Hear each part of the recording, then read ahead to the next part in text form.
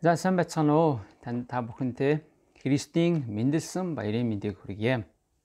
Өнгөрсөн өдрүүдэд та бүхнийг Христийн мэндэлсэн баярын үйл ажиллагаанд зориулсан баяр зориулсан концертын үйл ажиллагааг зурагтаар бас онлайнаар үзсэн бахаа гэж найдаж байна. Тэгээд тэрийг хараад үнэхээр Христийн мэндэлсэн баярын утга учирыг олон нийтэд таниулах тэр сайхан үйл ажиллагааны их сайхан болсныг хараад би баярлж байлаа. Та бүхэн ч гэсэн бас баярлсан бахаа. Тэгээд бүгдээрээ одоо хамтдаа эзний үгээс тэгвэл Христийн мэндэлсэн баяр маань биднэрт ямар утга учиртай билээ, бидний амьдралд юу хийхээр Есүс энэ дэлхий дээр ирсэн билээ гэдгийг зөвмөрөө дахин эзний үгээс хамтдаа харъя. Тэгээд энэ цагийг эзэнд даатхан хамтдаа нэг залбирая. Эзэн бурхан минь танд бид нар үнэхээр баярлалаа. Таны өршөөл нэгүсэл биднэртэй хамт байдагт баярлалаа. Таны энэ дэлхий дээр ирсэн, мэндэлсэн бас бидний өмнөөс бидний авах ёстой байсан шийтгэлийг аван загалмай дээр өгсөн. Тэгээд үхлийг ялсан таны агуу энэ үйлсийн төлөө танд баярлалаа Есүс. Энэ цагийг та өрөөж өгөөч. Биднэрт та ялангуяа энэ дэлхий дээр ирсэн мэндэлсэн энэ явдлынхаа утга учирыг, ач холбогдлыг, үн цэнийг бас бидний амьдралд байх ёстой үр дүнг та биднэрт өгөөч гэж танаас гоё байлгаж өгөөч. Тэгээд бидний нүдийг нээж өгөөрэй, зүрх сэтгэлийг мань даруухан байлгаарай. Таны үгээс биднэрт ухаарал, чиглүүлэг, заавар чиглүүлэг нь бас ариун сүнсний хүч чадал нь бидний дээр байх болтугай. Эзэн таны үгийг бас ойлгомжтойгоор дамжуулахад та надад туслаарай. Энэ цагийг өрөөж өгөөч. Эзэн бурхан минь танд бид нар бүх алдрыг өргөе. Хүний биеэр мэндэлсэн Есүс бас үхлийг ялсан Есүс таны агуу нэрээр би энэ цагийг танд даатгаж байна. Амен. Христийн энэ дэлхий дээр мэндэлсэн явдал маань үнэхээр маш олон ач холбогдолтой, маш олон утга учиртай. Тэгвэл энэ агуу том сэдвээс өнөөдөр цөмөрөө нэг жахан хэсгийг нь цөмөрөө харъя. Бүгдээрээ Библийг нээгээд хуучин гэрээний Мика номын 5 дугаар бүлгийн 2 дугаар ишлэлийг харъя. Мика номын 5 дугаар бүлгийн 2 дугаар ишлэл. Гэвч Ефратийн Бэтлехем Юдагийн овгуудын дунд чи өчүүхэн авч надад Израилийг захирах нэгэн нь чамаас гарах болно. Тэр нь эртнээс хийгээд мөнхөөс үүдэлтэй. Би дахиад уншия. Гэвч Ефратийн Бэтлехем Юдагийн овгуудын дунд чи өчүүхэн нь авч надад Израилийг захирах нэгэн нь чамаас гарах болно. Тэр нь эртнээс хийгээд мөнхөөс үүдэлтэй. За энэ Есүсийг мэндэлэхээс өмнө энэ дэлхий дээр эзэн өөрийнхөө аврагчийг хүн төрлөختний гол үндсэн асуудал болсон гэм нүглийн асуудлыг шийдэх аврагчийг Христийг илгээнэ гэсэн амлалтыг бурхан өгч ийсэн. Тэгвэл тэр Христ ирхэн гэдгийг биднэрт хүн төрлөختөнд ойлгуулсан олон ишлэл хуучин гэрээн дээр байдаг. За яаж тоолохоос нь хамаарат үндсэндээ 300-аад ишлэл Есүс Христ энэ дэлхий дээр ирнэ гэдгийг илчилсэн иш үзүүлэг одоо зөгнөл байдгаа гэж үздэг. Тэгвэл тэр олон ишлэлүүдийн нэг ишлэл маань энэ байж байна. Мика номын 5:2 дээр. За энэ дээр хэлж байгаа Бэтлехемэ гэж Бэтлехем хотыг одоо дуудаж байгаа. Тэгээ энэ Ефрата гэдэг нь болохоор энэ нэгэн дүүрэг байгаа. Тэгэд энэ дүүрэгт байдаг Бэтлехем хотод хандан хэлж байгаа. За Бэтлехем нь ямар хот вэ гэхээр хамгийн чухал нь Давидын төрсөн хот. Тэгвэл энэ Давид буюу Израилийн хааны төрсөн хааны удмын одоо гаралтай тийм хот. Тэгвэл тэр хотод нэгэн гайхамшигтай үйл явдал болно гэдгийг энд хэлж байна. Бэтлехемэ Юдагийн овгуудын дундаас чи өчүүхэн боловч. За энэ Бэтлехем тийм одоо нэр сүртэй олон танигдсан Иерусалим шиг ч юм уу бусад том хот шиг тийм том хот байсангүй харин жижигхэн хот байсныг хэлж байгаа. Гэхдээ хэдийгээр жижигхэн байсан боловч Израилийг захирах нэгэн нь чамаас гарах болно гэж. Давид хаан тэндээс төрсөнтэй адилхан тэгвэл Израилийг нэгэн цагт захирах нэгэн нь гарна. Тэгээд тэр захирах нэгэн нь тэр нь бас энд хэлж байгаа дараагийн мөрөн дээр нь тэр нь эртнээс бөгөөд мөнхөөс үүдэлтэй гэж. Тэгвэл тэр Израилийг захирах нэгэн нь энэ үйл явдал нь урдаас төлөвлөгдсөн, урдаас бурхны төлөөний дагуу зүйл байсан бөгөөд бас энэ хаанчил нь цаашид мөнхөд үргэлжилнэ гэсэн санаа нь энд бас агуулгадж байгаа. Тэгвэл үнэхээр Есүсийн тэр жижигхэн Бэтлехэм гэдэг хотоос бас ялангуяа бүр Юда овгийн дотроосоо жижигхэнд орох тэр газараас гарах төрөх нэгэн боловч харин түүний хаанчил нь түүний захиргаа нь мөнхөд байх болно гэдгийг энд хэлж өгч байгаа. Үнэхээр Бурхан энэ дэлхий дээр Есүс Христийг илгээх нь гинтийн үйл явдал байгаагүй. Бурхан аль хэдийн өөрийнхөө төлөвлөгөөнд дотроо Есүс Христийг илгээнэ гэсэн төлөвлөгөөнд багтаж байсан. Тэгвэл тэр энэ үйл явдлыг ойлгохын тулд бид нар Эхлэл ном руу очих хэрэгтэй. Эхлэл номоосоо бид нар хүн төрлөختний үүслийн тухай, тэгээ ялангуяа Эхлэл 3 дээр гарч байгаа гим нүглийн тухай бид нар ойлгох хэрэгтэй. Тэгвэл ерөөсөл гим нүгэл гэдэг зүйл энэ дэлхий дээр орж ирснээс хойш тэр гим нүглийн асуудлыг шийдэх төгс шийдэл хэрэгтэй болсон. Тэгвэл энэ төгс шийдэл маань Есүс Христ юм. Тэм учраас бидний хамгийн түрүүнд ойлгох зүйл бол Христ хүний биеэр мэндэлэх нь Бурханы агуу нэгүүлсэнгүй төлөвлөгөө байсан гэдгийг ойлгох хэрэгтэй. Христ хүний биеэр мэндэлэх нь Бурханы нэгүүлсэнгүй төлөвлөгөө байсан. Хэрвээ Есүс Христ энэ дэлхий дээр мэдлээгүй бол биднэрт үндсэндээ аврал гэж байхгүй байх байлаа. Бид нар Бурханы өмнө төгс уушлагдана гэдэг зүйл байхгүй байх байлаа. Христ бидний төлөө энэ дэлхий дээр мэдлээгүй бол бид нар өөрсдийнхөө тэр харанхуй байдалтай гим нүглийнхээ боолчлол дотроо Бурханаас алс хол тусгаарлагдсан хөндөрсөн хിവэрээ биднэрт аврал гэж байхгүй байх байсан. Харин тэгвэл Христ энэ дэлхий дээр мэдлэх нь Бурханы агуу нэгүүлсэнгүй төлөвлөгөө байсан. Бурхан өөрөө биднийг хайрлсан учраас Иохны 3:16 дээр биднэрт хэлсэн байдаг. Бурхан хүн төрлөختнийг үнэхээр хайрлсан учраас гэж байдаг. Бурхан хүн төрлөختнийг хайрлсан учраас, Бурхан биднэрт хайртай учраас, Бурхан бидний асуудлыг шийдэхин төлөө үнэхээр биднийг хайрлаж тэгвэл тэр төгс шийдэл нь болсон Есүс Христийг хүн төрлөختн рүү илгээсэн байдаг. Тэгээ энэ нь бол гинтийн зүйл байгаагүй. За хэн явах уу гэдэг тийм гинтийн асуудлаар гинтийн байдлаар асуудлыг шийдээгүй. Харин үнэхээр хүн төрлөختөнд энэ төгс шийдэл хэрэгтэй байсан учраас Бурхан төлөвлөгөн дотроо Есүс Христийг илгээх нь өөрийнх нь хүсэл төлөвлөгөө байсан юм аа. Тэгэхээр эндээс бид нар хамгийн түрүүнд ойлгох нэг зүйл маань бол Есүс Христийн хүний биеэр энэ дэлхий дээр мэндэлэх нь Бурханы нэгүүлсэнгүй төлөвлөгөөний нэг хэсэг байсан гэдгийг ойлгоно. Хоёрдугаарт нь Христ хүний биеэр мэндэлэх нь агуу даруусал байлаа. Христийн хувьд энэ бол үнэхээр агуу даруусал байсан. Бүгдээрээ Лукийн шинэ гэрээ рүү очиод Лукийн сайн мэдээний номын 1-р бүлгийн 26-аас уншъя. 1:26-аас 33. Габриэл Тэнгэр элчийг Галилийн Назар хот руу 6 дугаар сард Бурхан илгээсэн ажээ. Давидын удмын Йосеф гэдэг хүнтэй сүй тавьсан онгон бүсгүйн гэрт Габриэл хурч ирлээ. Түүнийг Мария гэдэг вэ. Орж ирээ Тэнгэр элч түүнд "Эвээгдэгчээ, баярл, эзэн чамтай хамт байна. Харин Мария энэ үгэнд ихэд зочиж, энэ нь юу мэнчилгээ байж болох талаар эргэцүүлв. Тэнгэр элч түүнд "Мария, бүү ээ. Чи Бурханы тааллыг олжээ. Үзэгтэн, чи хевлидээ үртэй болж хүү төрүүлнэ. Түүнийг чи Есүс гэж нэрлэх болно. Тэр хүү агуу нэгэн болох ба хамгийн дээдийн хүү гэж дуудагдана. Эзэн Бурхан түүнд өвөг Давидынх нь хаан ширээг өгөх болно.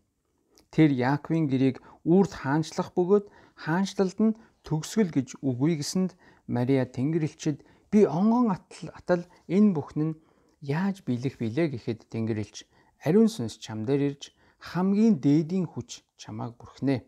Тиймээс төрөх хүн ариун нэгэн байх бөгөөд Бурханы хүү гэж дуудагдах болно." За энд Тэнгэр элч Габриэл Мария дээр ирээд энэ нэгэн гайхамшигтай мэдээг хэлж өгч байгаа. За энэ дээр цөмөрөө хэд хэдэн үгийг анхаарай. Мария, бүү ээ. Чи Бурханы тааллыг олжээ. Үзэгтэн чи хевлидээ үртэй болж хүү төрүүлнэ. Түүнийг чи Есүс гэж нэрлэх болно гэж. Энэ эмэгтэй маань онгон эмэгтэй байсан.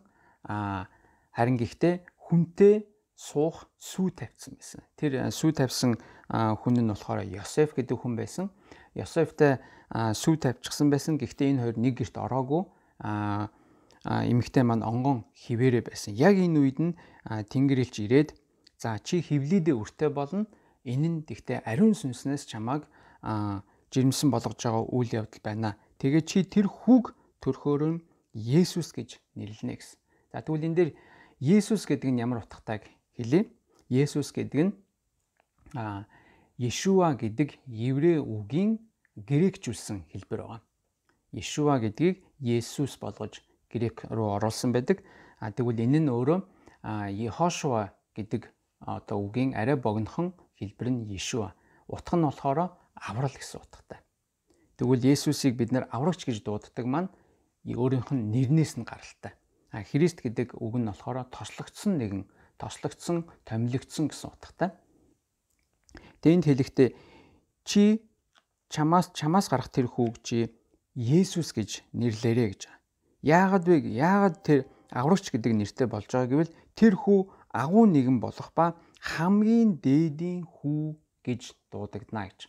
Хамгийн дээд гэж хэн бэ? Хамгийн дээд гэж Бурхныг хэлж байгаа. Хамгийн Бурхныг нэрлсэн олон нэр байдаг. За олон нэрийнх нь нэг нь хамгийн дээд гэж байна. За хамгийн дээд гэдэг энэ нэр маань бүр хамгийн анх Эхлэл номын 14 дугаар бүлэг дээр Мелкизедек гэдэг хаан Бурханд өргөл өргөдөг. Тэгж хэлэхдээ Бурхныг хамгийн дээд гэж хэлсэн байдаг. Хамгийн дээд гэдэг тэгвэл энэ дээр энэ нэр маань өөр хэд хэдэн газараас хэрэглэгдсэн байдаг. Тэгэхээр тэгвэл энд хамгийн дээдийн хүү гэж дуудагдана гэж хэлж байгаа нь үндсэндээ маш товчхоноор ойлгомжтойгоор хэлбэл Бурхны хүү гэж хэлж байгаатай адилхан. Чамаас гарах тэр хүү бол Бурхны хүү юм аа. Тэгээд тэр хүү эзэн Бурхан түүнд өвөг Давидынх нь хаан ширээг өгөх болно. Тэгээд түүний хаанчлал нь мөнхөд үргэлжлэх болно. Түүний хаанчлал төгсгөл гэж байхгүй болно гэж энэ Мариад Тэнгэрлэгч хэлж өгч байгаа.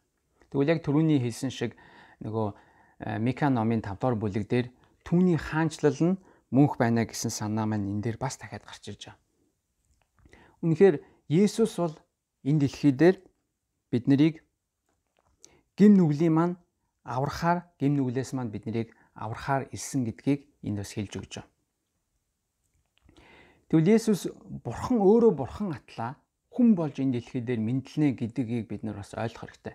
Энэ нь үнэхээр Тэнгэрлэг хамгийн дээд эрх мэдэлтэй, хамгийн дээдэд заларч байгаа нэгэн маань одоо игэл жирийн хязгаарлагдмал оюун ухаантай, хязгаарлагдмал чадвартай хүн бидний биеэр энэ дэлхий дээр мэдлэнэ гэдгийг бид нар тэр Тэнгэрлэг байр суураасаа бууж ирээд хүний биеэр мэдлэнэ гэдгийг маш их даруусал гэж бид нар ойлгох хэрэгтэй.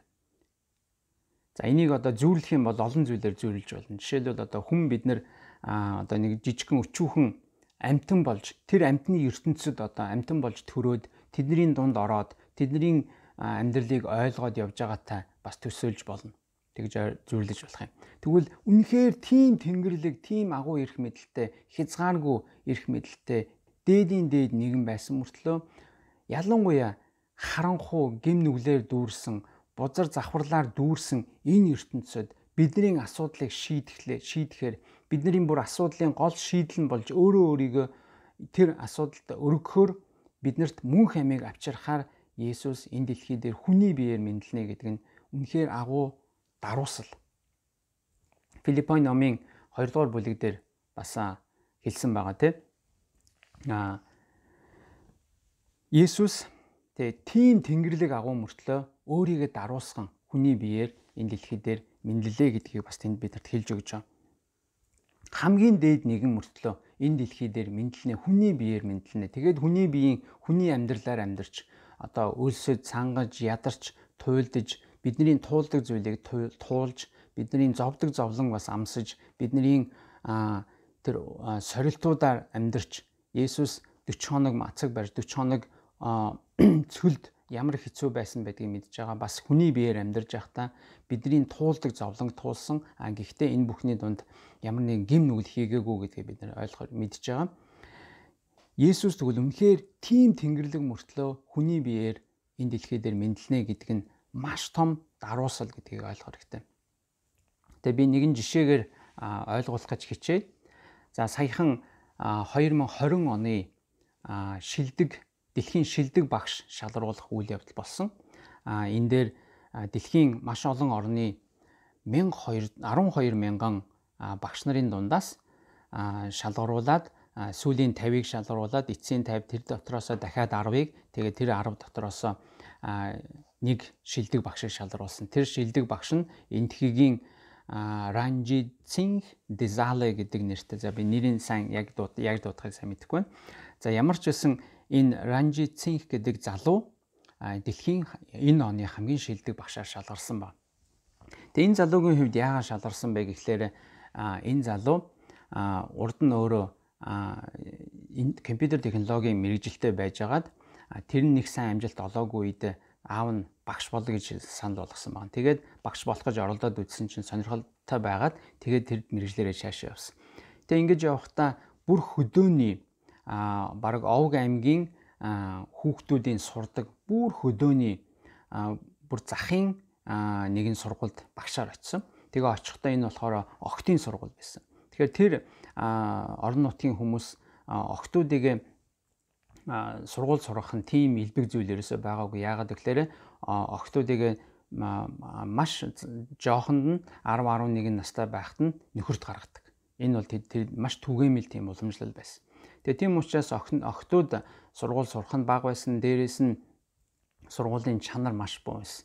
Тэгэхээр энэ залуу маань тэр нөхцөл байдлын дунд бүр өөрөө ороод тэр орон нутгийнхантай танилцаа, тэдний дунд тэдний хэлийг сурч эхэлсэн ба. Яагаад гэвэл нөгөө сургуульд ирж байгаа хэдэн цөөхөн охтууд нь тэр текст сургуулийнхаа нөгөө сурах хүчийг ойлгож чадахгүй өөр хэл дээр байсан. Тийм учраас за тэгвэл энэ сурах хүчийг энэ хүүхдүүдийн хэл дээр нь буулгаж өгье гэж өөрөө бүр зориу тэр орон нутгийнхаа дунд ороод орон нутгийнхантай танилцаад амьдраад тэр хэлийг сураад сурсныхаа үндсэн дээр сурах хүчийг нь тэр хэл рүү хөрвүүлж өгсөн ба. Тэгснийхаа дараа өөрөө бас компьютерийн мэрэгжилтэй байсан учраас тэр хөлөөний хүүхдүүдэд хичээлээ бас ойлгомжтой болгохын тулд бас QR кодтой тийм ном хийсэн ба. Тэгэхээр хүүхдүүд гар утснаас тэр кодыг ингээ уншуулхлаар тэн дээр аудио бичлэг гардаг, видео бичлэг гардаг, ингээд өшөө илүү нэмэлт тайлбарууд гарч ирдэг тийм шинэ хэлбэрийн сурах хүчийг зохиосон. Тэгээд тэр энэ сургалтын арга барил нь маш сайн байсан учраас тэр орон нутгийнхан хүүхдүүдийн сурлагын амжилт нь нэлээд өндөр байгаад сүүлдээ хэдэн жилийн дараагаар тэр мужидаа шалгараад сүүлдээ улсынхаа тэргүүний сургууль болоод сүүлдээ дэлхийд одоо танигдах хэмжээнд очоод тэгээд сая 2020 онд дэлхийн шилдэг багшаар шалгарсан ба. Тэгэд энэ Ранжи Цинх гэдэг залуу маань бас яг энэ шагнал нь болохоор $1 сая шагналтай. Тэгээ та бүхэн энэ мэдээг интернетээс олоод уншаарай. Тэгээ $1 сая шагналаа бүр шагналаа авахаас өмнө өөрөө ингэ хэлсэн мэс. Хэрвээ би шалгарах юм бол шагналынхаа 50%-ийг би нөгөө 9 шалгарсан сүүлийн финалд шалгарсан 9 багш нартаа би хуваалцсанаа. Яагаад гэвэл одоо яг тэд нар ч гэсэн бүгдээрээ тус бүртээ маш сайн багш нар маш их зүйлийг хийсэн. Тэгээ би тэр мөнгийг шагналыг хуваалцсанараа тэдний ажлыг бас би өшөө олон ингэж үржүүлж олшруулмаар байна. Тэдний ажлыг бас би тийм байдлаар дэмжмээр байна гэсэн ба. Тэгээд энэ залуу маань шагналаа яг тэр хийсэн амласныхаа дагуугаар 50% шагналынхаа 50% бусад багш нартаа хуваалцсан. Тэгээ ийм үйл явдал урд нь хизээч болж байгаагүй гэж юм. Шагналаа ингэж бусад финалд оролцсон өрсөлдөгч нартайгаа хуваалцна гэдэг зүйл байгаагүй. Тэгээд бас сонирхолтой нь энэ залуу энэ хүүхдүүдийн төлөө ийм их олон зүйлийг хийсэн учраас өнөөдөр тэр орон нутагт жоохон охтуудыг залуугаар нь тэр жоохонд нь нөхөрт гарах үйл явдал бараг зогссон. Хуулиар ч энийг зогсоосон гэж би ойлгож байгаа. Тэгэхээр үнэхээр тийм их агуу өөрчлөлтийг энэ залуу авчирсан байгаа. Тэр орон нутагт тэр хүүхдүүдийн амьдрал, тэр охтуудын амьдралд охтын амьдралыг тэр чигээр нь өөрчилж чадсан. Тийм агуу өөрчлөлтийг хийсэн. Тэгэхээр Есүс энэ дэлхий дээр хүний биеэр мэдлээд бидний хэлээр яриад, бидний дунд амьдраад, бидний амьдрдаг амьдралаар амьдраад, бидний иддэг зүйлийг идээд явж байсантай адилхан энэ залуу ч гэсэн үнэхээр бас яг тэр орон нутгийн хүүхдүүдийн дунд орж тэдний хэлийг нь сураад тэдний зан заншлыг судлаад тэднэрт хамгийн ойлгомжтой хэлбэрээр нь энэ сурах хичээл буулгаж өгсөн байна. Тэг үнэхээр тэгвэл энэ залуугийн тэр хийсэн одоо зүйл нь маш олон хүмүүст тийм хүртээмжтэй байсантай адилхан Иесус Христийн энэ дэлхий дээр мэндэлсэн нь агуу даруусал байсан. Энэ нь биднийг бас даруусахыг биднэрт даруусахын үлгэр дуурайл болдог. Нөгөө талаасаа Иесус Христийн энэ дэлхий дээр хийсэн, энэ дэлхий дээр бидний төлөө хийсэн үйлс нь маш олон хүмүүст үр дүнгээ авчирсан, маш олон хүмүүст бидний амьдралыг өөрчилсөн зүйл болно гэдгийг бид нэр олон зүйлээс хардаг. Тийм учраас миний хэлэх хоёр дахь зүйл бол Иесус Христийн энэ дэлхий дээр мэндэлсэн нь Христийн хувьд маш агуу даруусал байсан. Тийм учраас бид нар ч гэсэн амьдралдаа даруусал гэдгийг бодож, санаж бас өөрсдийнхээ амьдралд би ямар хэмжээнд миний хувьд би тэгвэл яаж даруусах ёстой вэ? Би өөрийнхөө байр сууриастай Христ ийм их дарууслыг үзүүлсэн юм бол би өөрийнхөө амьдралын ямар талбар дээр яаж би дарууслыг би харуулж амьдрах ёстой вэ гэдгийг бодмоор санагдаж байна. За дараагийн хэсэг рүү оръё.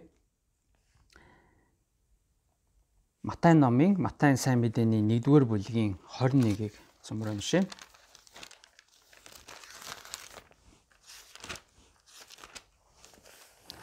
Матай 1:21. За энд дахин бас Есүсийг төрөх үед болж байгаа үйл явдал байгаа. За 1:29 уншъя. Харин түүнийг тийм бодож байхад харагтун эзний тэнгэрлэгч зүүдэнд нь үзэгдээд Давидын хүү Йосефа Мариаг эхнэрээ болгохоос бүү эмээгтэн. Учир нь түүнд олдоод байгаа нь ариун сүнсний хэмээн. Тэрээр нэгэн хүү төрүүлж тэр нь ард түмнээ нүглээс нь аврах тул чи түүний нэрийг Есүс хэмээн дууд гэвэ. Илүүгээ энэ бүхэн тохиолдсон нь иш үзүүлэгчээр дамжуулан эзэн айлсан нь биелэгдэхийн тулд бөгөөд ингэхдээ харагтун онгон бүсгүй хүүхэд олж хүү төрүүлнэ. Түүнийг Иммануэль орчуулбал Бурхан бидэнтэй хамт гэж тэд нэрлэнэ гэсэн юм а. Йосеф нойрноос ирж эзний тэнгэрлэгчийн тушааснаар эхнэрээ авсан ч түүнтэй ингэр зөрүүлэлгүй байсаар төрүүлсэн хүүг нь Есүс гэж нэрлэвэ. За энд Мариатай сүү тавьсан байсан Йосеф дээр тэнгэрлэгч ирээд хэлж байгаа. За Йосеф чи Мариаг эхнэрээ болгохоос айж имэх хэрэггүй. Чи түүнийг хевлэдээ жирэмсэн болцсон байна гэж түүнээс чи цэрвэх хэрэггүй. Харин түүний хевлэд байгаа нэг нь ариун сүнснийхэн гэж хэлсэн. За тэгээд энд нэгэн чухал зүйлийг хэлж өгч байгаа. Тэрээр нэгэн хүү төрүүлж тэр нь ард түмнээ нүглээс нь аврах тул чи түүний нэрийг Есүс хэмээн дууд гэж хэлж байгаа. Энэ дээр би түрүүн Есүс гэдэг нэрийг тайлбарласан тэр маань аврал гэсэн утгатай. Тэгвэл энэ дахиад Есүс ард түмнээ нүглээс нь аврах учраас Есүс гэж нэрлэлээ гэж. За тэгвэл миний хэлэх гэж байгаа 3 дахь зүйл бол Есүс Христ биднийг гим нүглийн боолчлолоос аврахын тулд хүний биеэр мэндэлсэн юм а. Есүс Христ биднийг гим нүглийн манд боолчлолоос аврахын тулд энэ дэлхий дээр мэндэлсэн юм. Есүс ард түмнээ нүглээс нь аварна гэдгийг одоо яг тэнгэрлэгч хэлж өгч байна. Тэгвэл Есүсийг төрхийн өмнөх хэдэн зуунд Израиль маань харийн дарлалд, ялангуяа Ромын том хаант улсын нэгэн хэсэг болчихсон, нэгэн жижиг аймаг нь болсон байсан. Тэр үед маш их одоо хавчлага туулсан, маш их дарамттай байсан, дайн тулаантай байсан, татвар төлдөг байсан. За тэгэл ерөөсөө еврейчүүд маань тэнд итгэлийнхаа төлөө бас олон нь амь насаа алдаж байсан, тамлуулж байсан, итгэлээс нь тэднийг аль болохоор урвуулах гэж оролдож байсан, Иерусалимийн сүмийг янз бүрийн бузар зүйлээр бузарлах, тэднийг доромжлох, гутаах гэсэн үйл явдлууд их болдог байсан. Тийм учраас Израильчүүдийн хувьд Есүсийг ирэхийн өмнөхөн энэ харийн дарлал, энэ харийн хавчлага зовлон, тэр амь насаа алдаж байгаа энэ үйл явдлаас салахын маш их хүсэл, шаардлага, хэрэгцээ бол өндөр байсан. Тийм учраас Есүсийг ирэхэд нь Есүсийг энэ харийн дарлалаас ялангуяа өөрөөр хэлбэл улс төрийн хувьсгал гаргаж, улс төрийн чөлөөлөл, улс төрийн өөрчлөлт гаргаасаа гэж Есүсээс их хүлээж хүсэж байсан. Яагаад гэвэл тэдний зовлон нь маш их байсан. Тэгвэл Есүс энэ дэлхий дээр хүний биеэр мэндэлж Израильчуудын дунд амьдрахдаа тэдний үндсэн асуудал нь тэр харийн дарлал, тэр улс төрийн хавчигдал, тэр гим нүглээс итгэлээсээ болж амнасаа алдах явдлаас илүүгээр гим нүглийн асуудал нь тэдний хамгийн чухал суур үндсэн асуудал байсан гэдгийг мэдсэн учраас энэ зорилгын төлөө энэ дэлхий дээр мэндэлсэн баг. Тийм учраас энэ дээр Есүсийн ирсэн зорилгыг маш ойлгомжтойгоор товчхоноор ингэж хэлсэн. Тэр хүү ард түмнээ нүглээс нь аврах болно гэж. Ард түмнээ нүглээс нь авна гэсэн. Есүс энэ дэлхий дээр ирээд Израильчуудыг харийн дарлаас нь чөлөөлнө гэж хэлээгүй, тэднийг амар тайван болгоно гэж хэлээгүй, тэднийг сайн сайхан амьдруулна, тэднийг жаргалтай болгоно гэж хэлээгүй. Харин тэднийг ард түмнээ нүглээс нь, гим нүглийн боолчлолоос нь аврах болно гэдгийг энд хэлж өгч байна. За тэгээ бид нар бас чуулгандаа захирагчид номоор бид нар цоврал номлол явж байгаа.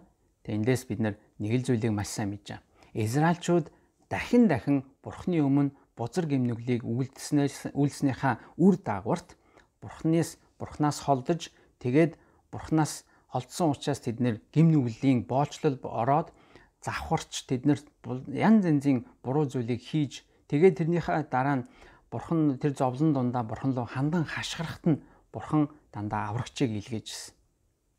Иесусыг эрхийн өмнөхөн Израильчуудын амьдралд улс төрийн чөлөөлөл үнэхээр хэрэгтэй байсан. Гэхдээ асуудлын үндэс нь улс төрийн чөлөөлөлт биш, харин гим нүглийн чөлөөлөлт байсан гэдгийг эндээс бид нар харж байна. Яагаад гэвэл Есүсийн энэ дэлхий дээр ирсэн зорилгыг Есүс ард түмнээ гим нүглээс нь аврах болно гэж хэлсэн. Яг тэгвэл үүнтэй адилханаар бидний амьдралд өнөөдөр янз бүрийн чөлөөлөл хэрэгтэй байж магадгүй. Жишээлбэл улс төрийн эрх чөлөөний, эдийн засгийн, мөнгө санхүүгийн, харийн дарлалын, эсвэл нийгмийн тогтолцооны, шударга бус эрх мэдэлтнүүдийн, ажил хөдөлмөрийн талбар дээр, за бас хүйсийн, насны, үзэл бодлын, эрүүл мэндийн ялгаатай байдлын гээд маш олон шударга бус дарлал, мөлжлөг, хавчлаг дарамт бидний амьдралд байгаад түүнээс чөлөөлөгдөх хэрэгцээ байж болох юм. Энэ бүхний бүгдээрээ маш чухал. Эдгээрийн ач холбогдлыг бууруулах гэсэн санаа надад бол алга. Гэхдээ юунаас илүүгээр хүний амьдралд гим нүглийн боолчлолоос чөлөөлөгдөх хэрэгцээ нь хамгийн үндсэн бөгөөд хамгийн том хэрэгцээ юм.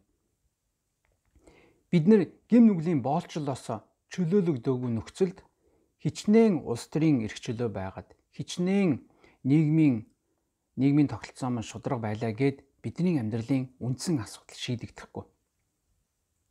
Тийм учраас бидний амьдрал гим нүглийн боолчлол байгаа нөхцөлд бид нар мөнгө санхүүгээрээ, ажил мэргэжлээрээ, албан тушаалаараа, нэр хүндээрээ ямар ч талбар дээр бэ. Юугаарч бид нар өсөн дэвдсэн ч гэсэн гим нүглийн боолчлол байгаа нөхцөлд бид нар бидний амьдрал үндсэндээ үнэхээр сайжирч бидний жинхэнэ тэр эзнээс өгдөг эрх чөлөөг амсаж чадахгүй. Тийм учраас хэрвээ бидний амьдралд гим нүглийн боолчлол байсаар байгаад тэгээд тэрийг хайж чадахгүй, болж чадахгүй байгаа. Худлаа хэлэх, хулгай хийх, архитан согтуурах, завхаарах, бүрийтэй тоглох гэх мэт Библиэлд Бурхны таалдаггүй, Бурхны үнэхээр дургуутдаг. Нөгөө талаасаа бид нар өөрсдөө тэртээ дургу буруу гэдгийг мэдэж байгаа зүйлсийнхээ үйлдэлийг бид нэр хэрвээ зогсоож чадахгүй буюу тэрэндээ өөрөө яахын аргагүй автчихсан зүйл байгаа бол бидний амьдралын янз бүрийн талбар дээр бид нар мөнгө санхүүгээрээ дэвжин дээшлээд албан тушаалаа ахиад бид нар эрх мэдлээрээ өссөн байсан ч гэсэн бидний амьдрал үндсэндээ өөрчлөгдөж үнэндээ чадахгүй. Тийм учраас бидний амьдралын хамгийн гол хэрэгцээ үндсэн шаардлага бол гим нүглийн боолчлолоос, гим нүглээсээ салах явдал байна. Тэгэд хэрвээ бидний зүрх сэтгэл маань гим нүглийн боолчлолоос гараагүй, зүрх сэтгэл маань яг тэр гим нүгэл гэдэг зүйлээсээ салж чадахгүй байгаа бол бидний амьдралд амар тайван байхгүй, бид нэр дими хоосон зүйлсийн араас явсаар л байх болно. Тэгээд бидний амьдралд урагшлахгүй, бас ахихгүй. Тийм учраас үнэхээр бид нэр Есүсийн энэ дэлхий дээр ард түмнээ гим нүглээс нь аврахын тулд ирсэн юм шүү гэдэг тэр зорилгыг дахин бодох хэрэгтэй. Яагаад гэвэл энэ бол хамгийн үндсэн хэрэгцээ байна. Хүн төрөлхтний хамгийн үндсэн шаардлага, үндсэн асуудлын шийдэл байна. Тэгээ би та бүхэнтэй нэгэн хүний гэрчлэлийг хуваалцъя. Би энийг 11 сард BBC-гийн апплаас мэдээнээс уншиж ирсэн байна. Тэгээ энэ хүнийг гэрчлэлээс үнэхээр яг гим нүглийн боошил гэдэг зүйл хүний амьдралыг ямар их дарамталдаг зүйл вэ? Тэгээд үнэндээ эцсийн эцэст бид нар ажил хөдөлмөрөөрөө, мөнгө төгрөгөөрөө одоо ямар талбар дээр бэ? Улс төрийн эрх мэдлийн хувьд ч бид нар дэвжин дээшлээд бидний зүрх сэтгэл байгаа, амьдрал байгаа гин нүглийн боолчлын асуудал шийдэгдэхгүй бол бүх юм ерөөсөө сүрэл рүүгээ, бүх юм мөхөл рүүгээ явдаг. Эцэстээ биднэрт юу ч байсан гэсэн асуудал үндсэндээ шийдэгдэж чаддгүй юм байна гэдгийг энэ хүний гэрчлэл надад маш сайн одоо харуулад байгаа. Тийм учраас энэ бүхний энэ гэрчлэлээс би та бүхнээ сонирхуулъя. Тэгээ та бүхнийг бас өөрсдөө бас уншиж сонирхосоо гэж хүсэж байна. Би бас удахгүй энэ гэрчлэлийг товчхон орчуулад тавиарай гэж бас нэг үргэлж даалгавар нэг хүнд өгчихсөн байж байгаа. За тэгээ энэ хүний нэр нь болохоор англи нэр одоо өгсөн баг. Тэгээ тэгээд энэ хүн өөрөө Камбож гаралтай. Камбожид болсон иргэний дайны тэр үүмэн самууны дараахан гэр бүлээ аваад Америк руу гарсан.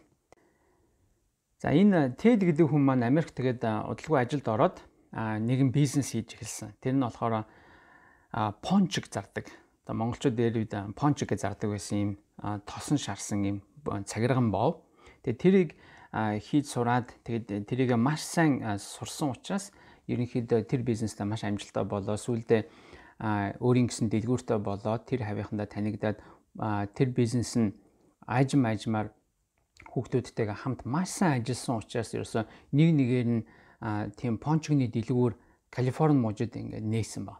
Тэгээ бүр маш амжилттай байсан учраас маш богино хугацаанд 100 пончигны дэлгүүрийг Калифорни нээсэн ба. Тэгээ энэ бол тий Америкт цагаачилж очисон хүн өдөр шөнөгүй ажилласан учраас ерөөсөө бүх юмыг маш сайн үр дүнтэй хийсэн учраас тэгээд ийм том амжилтанд хүрсэн байна. Тэгээд энэ хүн 100 дэлгүүрийг бий болгоо сүүлдээ тэднийг Камбож хүмүүст түрээслүүлдэг болсон. Тэгээд зарим нь тэдний тэр хүмүүс нь дандаа их хвшлэн яг өөрөөр нь дамжиж Америкт цагаачилж ирсэн хүмүүс. Тэгээ өнөөдөр ч гэсэн хэрвээ Калифорни мужид очих юм бол Калифорни байгаа донат буюу одоо пончигны тэр бизнесийн 80-90%-ийг Камбож хүмүүс хийж идэг. Тэгээд Камбож хүмүүсийн ихэнх нь яг энэ Тед гэдэг энэ хүний замаар энэ хүний ач тусаар тэнд очисон Камбож хүмүүсийн гэр бүлүүд одоо тэдний хүүхдүүд нь өнөөдөр цааш нь аваад явж байгаа. Тэгээд энэ хүний амьдрал нь юугаараа гэрчлэл одоо биднэрт энэ өнөөдрийн зүйлтэй холбогдоод байгаа. Тэгэхээр энэ хүн маань удалгүй маш баян болсныхаа дараахан Лас Вегас руу одоо нэгсэнд Америкийн мөрөөдө тоглоомын хамгийн том зах зээл тэр хот болсон. Тэгээд тэрийг дагалдуулаад зөндөө олон одоо муу мухай зүйл болж идэг тэр хот руу явдаг болсон. Тэгээд тэнд очиод ихэндээ болохоор мөрөөдө тоглоомын нэг багахан хэдхэн доллараар тоглодог байсан. Сүүлдээ тэрэндээ автаад нэлээх хэмжээгээр мөнгөтэй болсон. Яг л энэ хүн маань бизнес нь өссөөр байгаа саятан болчихсон. Тэгээд энэ хүн хүмүүст тэр пончигныхаа дэлгүүрийг түрээслээд нэлээх өндөр орлоготой тэр мөнгөөрөө одоо мөрөөдө тоглоом тоглож гисэн. Тэгээд сүүлдээ тэр мөрөөдө тоглоомонд бүр автсаар байгаад хаяа өөрөө бүр алга болоод гэр бүлийнхандаа их нэртэй хэлэхгүйгээр Лас Вегас руу шууд нисч очиод тэгэл мөрөөдө тоглоомын газар очдог. Тэгээд мэдээж тэнд очиод эхэндээ бол багаар мөнгө хожиж исэн. Тэгээ заримдаа алдчихж исэн. Тэгээ сүүлдээ алдах нь маш их болсон.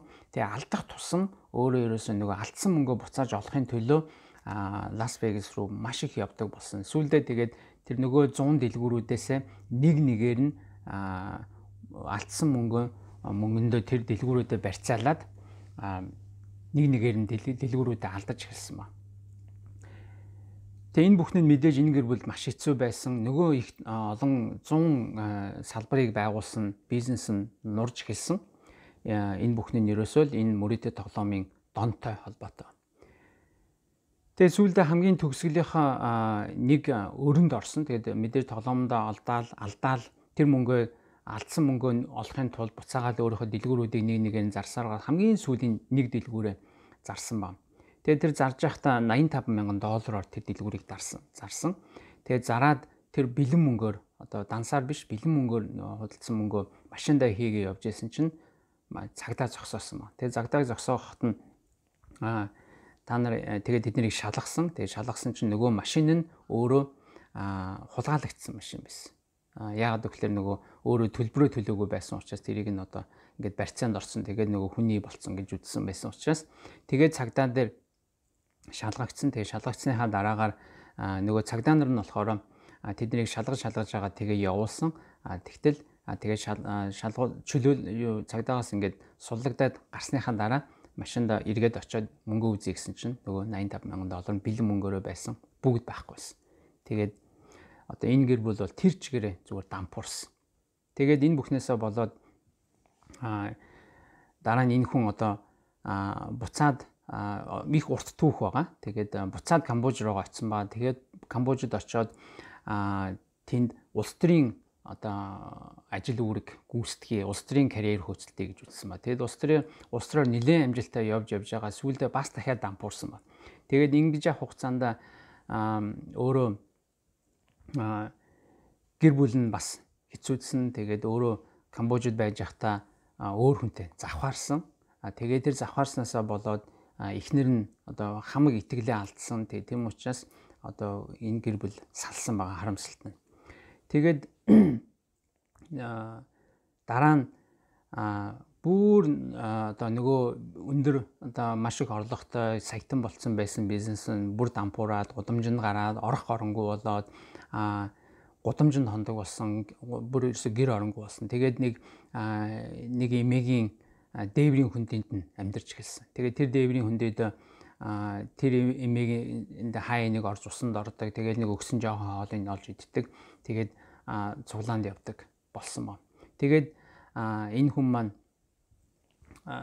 яг Есүс Христийг эртэд итгэж эхэлсэн. Тэгээд цуглаанд яваад баг яг тэнд үнэхээр эзнийг олж авсан байна. Тэгээд энэ хүний гэрчлэлээс унших юм бол тэгээд энэ хүн маань сүүлдээ буцаад бизнес одоо үйл хөдлөлийн бизнес хийгээд тэгээс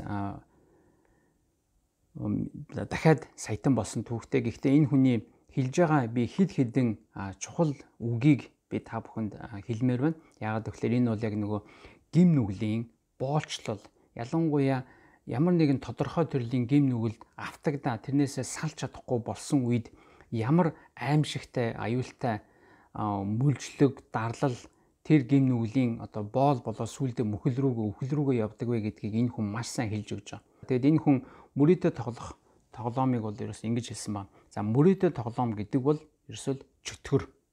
Энэ бол миний дотор байсан чөтгөр гэж хэлсэн байна. Тэгээд тэр хүн мөнгөнийхэн төлөө тэр мөрөөдө тоглоомноос олдог одоо ашиг мөнгөнийхэн төлөө явхаасаа илүүгээр тэр хүнийг юу тэгж их татчихсан бэ гэхээр өөрийнх нь тэр сэтгэлийн хөдлөл, сэтгэлийн мэдрэмж нь өөрийг нь тэр лөө татсан гэж байна.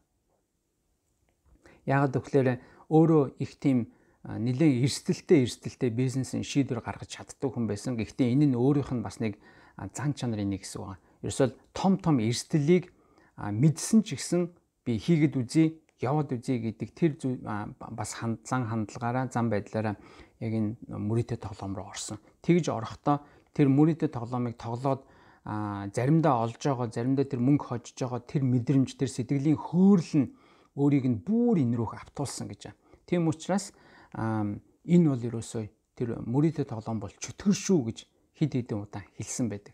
Тэгээд мөнгө бол зөвхөн тэр өөрийг нь тэр донтуулж исэн тариатай адилхан зүүрлсэн байна.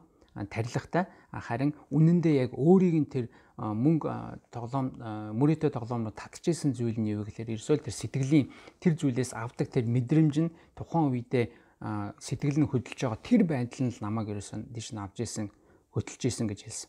Тэгээд сүүлдээ энэ төгсгөл энэ бол ерөөсөө BBC дээр гарсан нийтлэл байгаа. Тэгээд тэрний төгсгөл хэсэг дээр ийм байгаа. Та бүхэн ерөөсөө хизээж битгий мөрийдээ тоглоорой. Мөрийдээ тоглох юм бол ерөөсөө энэ бол таны амьдрал дууссан гэсэн үг шүү гэж хэлж байгаа. Та тэр мөрийдээ тоглоомтой нэг ингээл дгээдэгдээд авсан бол таны амьдрал дууссан. Та өөрийнхөө бүх амьдралыг устгаад дуусна. Таны бүх харилцаанууд, бусад хүмүүстэй харилцаа бүгд дуусна. Бүх таны ертөнц тэр чигээрээ устна. Таны амьдрал дуусна. Мөрийдээ тоглоом бол чөтгөр гэж хэлсэн ба. Ерөөсөө таны амьдрал тэр чигээрээ дуусна. Харин үнэхээр Бурхны нэгүслэр энэ Тэд маань Христэд итгэгч болсон. Тэгээд энэ донгоос нь салахад нь юу тусалсан бэ гэдгийг миний итгэл гэж хэлсэн ба. Тэгэд энийг ч гэсэн яг нийтлэл дээр хэлж байгаа. Өөрийнх нь Христэд итгэсэн итгэл нь өөрийг энэ донгоос салгаж авсан. Тэг өнөөдөр ерөөсөө тэр мөрийдээ тоглоом гэдэг зүйл рүү ойртдоггүй, энийг хийдэггүй, үнээс маш хол явдаг. Ийм аливаа зүйл дээр мөрий тавих, аливаа зүйл дээр ингээд тангараг тавих, тиймэрхүү одоо маш том эрсдэлтэй зүйл дээр тийм мөрийтэй чанарын зүйлийг ерөөс огт хийхэ болсон гэж хэлж байгаа. Тэгээд энэ хүний амьдрал тэгвэл яг мөрийтэй тоглоом гэдэг зүйлд автагдаад энэ хүний амьдрал тэр чигээрээ устгагдаад гэр бүлээ алдаад бусад камбожуудтай харилцаатай байсан. Өнөөдөр ч гэсэн зарим камбожууд өөртөө нь ерөөсө харилцах дурггүй. Яагаад гэвэл энэ хүн өөрсдийнх нь тэр камбожийн хүмүүсийн өдөр шөнөгүй ажиллаж иж олсон хэдэн мянган долларыг зээлж аваад тэрүүгээр нь шууд мөрийдө тоглож ирсэн. Тэгээ тийм учраас өөрсдийнх нь маш хүч хөдөлмөрөө хөлсөө урсан байж олсон мөнгийг энэ хүн шууд аваад мөрийдө тоглоом устгаад ороод тоглоод устгаал дуусгасан учраас өнөөдөр ч гэсэн зарим хүмүүс энэ хүнтэй харьцахтаа хэцүү байдаг, дургуй байдаг. Гэхдээ үнэхээр Бурхны нэгүслэр энэ хүний амьдрал өөрчлөгдсөн. Яагаад гэвэл Есүст итгэж амьдрал нь өөрчлөгдсөн байна. Тэгэд яг үнтэй адилхан энэ хүний амьдрал тэгвэл мөрийдө тоглоом гэдэг зүйл энэ хүний амьдралыг устгасантай адилхан та бидний амьдрал өнөөдөр өөр төрлийн бидний амьдралыг сүнөөх чадaltaй, бидний амьдралыг устгах, дуусгах, бүр мөхөл рүү наваачих чадaltaй гим нүглийн боолшол байж магадгүй. Тэр нь худлаа хэлэх байж болно. Өнөөдөр магадгүй би яг нэг жижигхэн зүйлээр л худлаа хэлчихсэн, жижигхэн зүйлээр л би ингээд аргалчихсан гэж та бодно. Яг байж болно. Ингэхгүй л болвол ерөөсөө шаашаа явж чадахгүй, би ажил хөдөлмөрөө хийж чадахгүй, би бизнесээ явуулж чадахгүй. Бусад хүмүүс тэртээ дэргүүл ийм байдлаар явдаг. Тийм учраас би нэг жижигхэн зүйлийг аргалах хэмжээний худлаа хэлэх нь бол зүгээр гэж та бодож иж магадгүй. Гэхдээ энэ зүйл цаашаа явсаар байгаад таны амьдралыг дуусгах, мөхүүлэх чадaltaй шүү. Та өнөөдөр арх гэдэг зүйлийг багахан ч гэсэн би хайлныг амсчдаг, би бусад хүнд гайвуулдаггүй, бусдад би хүнөөл учруулдаггүй гэж бодож иж магадгүй. Гэхдээ арх гэдэг зүйл таныг нэг л дэгээдэж авсан бол таныг эцсийн зорилго бол таныг дуусгах, таныг мөхөх. Би үүнийг өөрийнхөө эргэн тойрны хүмүүсийн амьдралаас харсан, бусад хүмүүсийн амьдралаас харсан. Арх гэдэг зүйлийн эцсийн зорилго бол таныг мөхөх, таныг дуусгах. Тэр архины шилэн дотор оруулаад таныг мөхөөх нь архины зорилго. Яг үнтэй адилхан худлаа хэлэх, архитах, завхаарах. За бусад хүмүүстэй би хайлныг юм болчдөг. Энэ бол тэгээд энэ бол би гэр бүлтэйгээ хайлныг гэр бүлээсээ гадуур нэг ийм зүйл болсон гэж та өөрийгөө зөвтгөж иж магадгүй. Эсвэл өөрийгөө за би энэ хайчиж болно. Энэ бол тийм асуудал биш гэж та бодож иж магадгүй. Гэхдээ энэ бол тийм биш. Гим нүгэл гэдэг бол ерөөсөө биднийг мөхөөх зорилготой, биднийг өхүүлэх зорилготой. Библиэлд юу гэж хэлдэг вэ гэвэл гим нүглийн төлөөс буюу хортой үр дагавар нь үхэл гэдгийг биднэрт хэлдэг. Гим нүгэл эцсийн эцэстээ биднийг үхэл рүү дагуулдаг.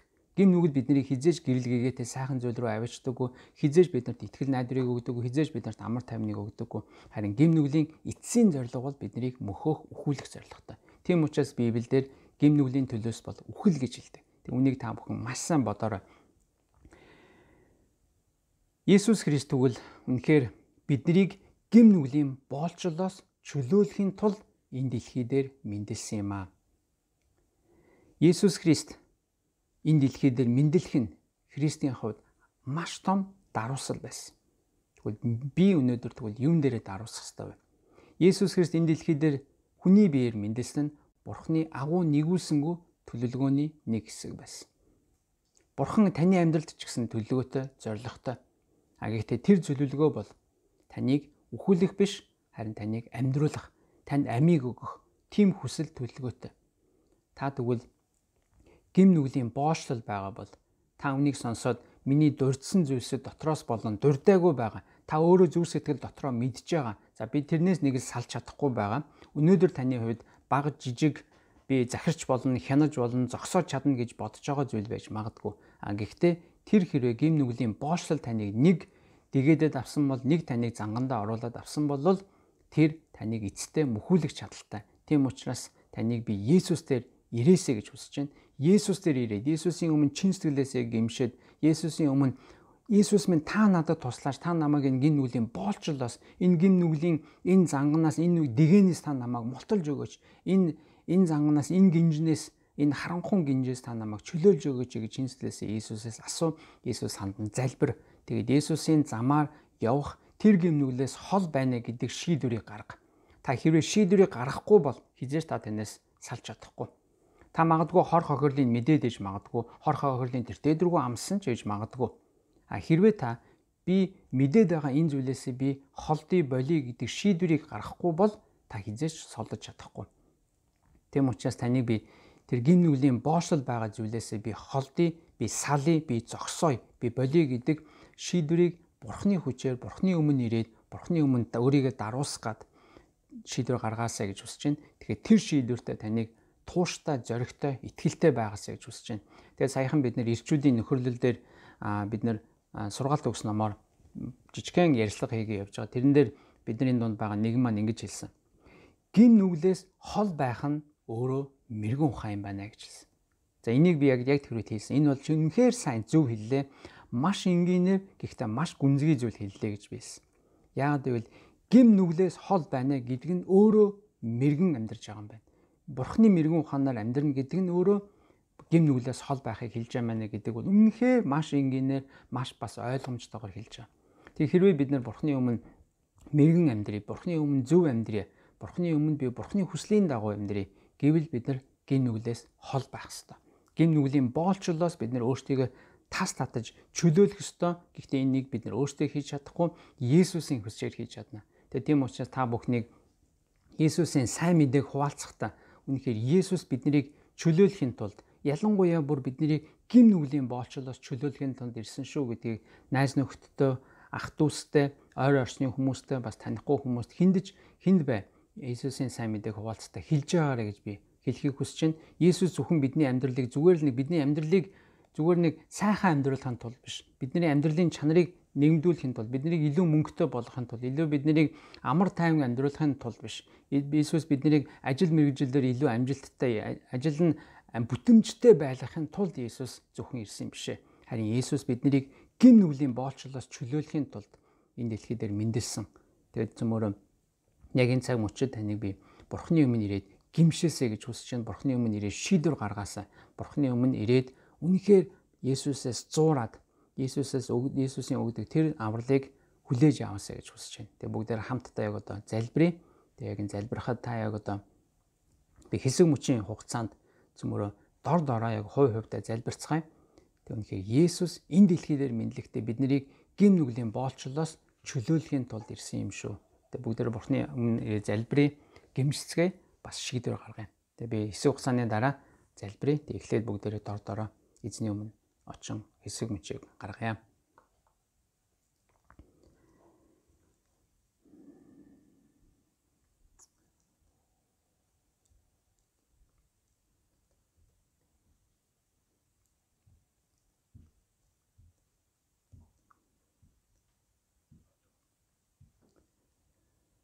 Есүс эзэн минь, танд бид нар үнэхээр баярлалаа. Таны нэгүсэл, таны өршөөл, авралын төлөө танд баярлалаа. Есүс та энэ дэлхий дээр мэндэлсэн Бурхны төлөвлөгөөний нэг хэсэг байсан. Есүс та энэ дэлхий дээр хүний биеэр мэндэлэх нь таны хувьд агуу даруусал байсан. Энэ бүхнээс суралцахад та туслаарай.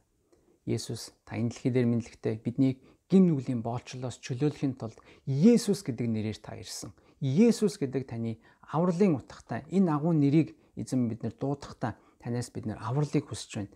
Танаас бид нэр хүч чадлыг гуйж байна. Танаас бид нэр эрх чөлөөг бид нэр хүсэж байна. Ялангуяа гим нүглийн талбар дээр гим нүглээс биднийг та чөлөөлж өгөж, гим нүглийн боолчлоос, гим нүглийн гинжнээс, гим нүглийн тэр дарамтнаас та биднийг чөлөөлж өгөж. Есүс эзэн минь таны өмнө ирээд үнэхээр шийдвэр гаргаж байгаа, таны өмнө бас гимшиж байгаа, танаас зуурж байгаа, тань руу хандан зүрх сэтгэлдээ хашгирж байгаа хүмүүсийн та тэр гуйл залбирлыг та сонсоож, та чөлөөлж өгөөч.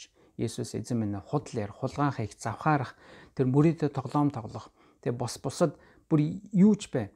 Тэр янз бүрийн гим нүглийн боолчлоос эзэн минь та биднийг чөлөөлөж. Та биднийг авраач Есүс. Аврагч эзэн минь та биднийг авраач. Аврагч таны нэрийг бид нар дуудаж байна. Таны авралыг бид нар хүсэж байна. Есүс таны агуу гайхамшигтай авралыг өгдөг тэр нэрээр бид нар танд хандан залбирлаа. Амен.